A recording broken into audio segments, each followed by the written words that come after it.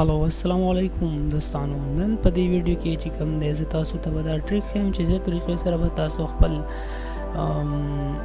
CNIC باندې چې څومره ستاسو نمبر وي هغه به تاسو څه طریقې سره معلوموئ. د دې لپاره چې کوم دی دا ویب سایټ cnic.sims.pk په دې به تاسو وزټ وکړئ او دا ویب سایټ چې کوم دی د دې لینک چې کوم دی ما د ویډیو لاندې شیر کړی دی هغې باندې تاسو وزټ وکړئ نو تاسو ته به چې کوم دی دا ویب سایټ کولاو شي. نو چې هر کله تاسو د ویب سایټ باندې وزټ وکړئ او دا ویب سایټ تاسو ته کولاو شي نو هغې دپاره به تاسو لاول چې کوم دی دا ویریفیکیشن وکړئ. دې ویریفیکیشن دپاره چې کوم دی تاسو به په دې باندې ټیک وکړئ چې په دې تاسو ټیک وکړئ چې I am not a robot. هر کله چې د دې ویریفیکیشن وشي نو هغې نه پس به تاسو خپل CNIC نمبر چې کوم دی انټر کړئ او تاسو ته به ووایي چې ستاسو په دې CNIC باندې څومره نمبر یې فلحال شته. نو د دې ویریفیکیشن پروسس دا دی چې تاسو ته به یو ریکوایرمنټ درکړي چې مثال په طور دې تصویر کې کم تصویر چې دی هغه تاسو سلیکټ کړئ. نو په دې کې ریکوایرمنټ دا دی چې سټور فرنٹ مطلب هغه تصویران چې کوم دی سلیکټ کړه چې هغه د سټور فرنٹ وي. نو دې کې چې کوم دی موږ سره سټور فرنٹ دا هم دی ورپسې دا هم سټور فرنٹ دی اور بل ورپسې دا هم سټور فرنٹ دی بقایا دا هم سټور فرنٹ دی. بیا به هغې نه پس چې څومره سټور فرنٹ والا چې کوم تصویران هغه تاسو کلیک مارک کړل نو بیا به ویریفای کلیک کړئ.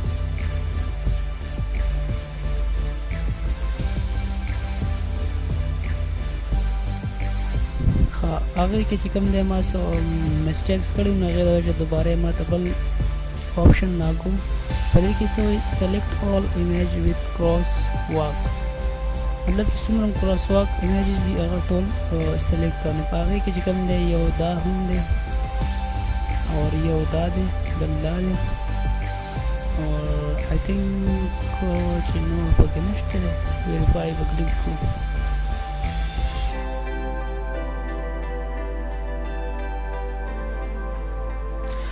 دې کې ویریفیکیشن چې کوم پروسس و هغه اوکې شو. نو اوس د هغې نه پس به چې کوم دی تاسو دلته خپل د شناخت کارډ نمبر چې کوم دی هغه انټر کړئ. نو زه خپل د شناخت کارډ نمبر انټر کوم.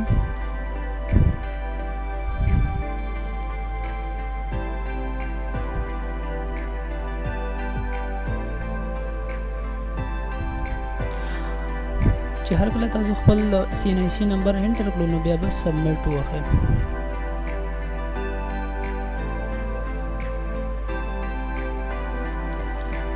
تاسو ته به داسې قسم چې کوم دی هغه ډاټا راوړي.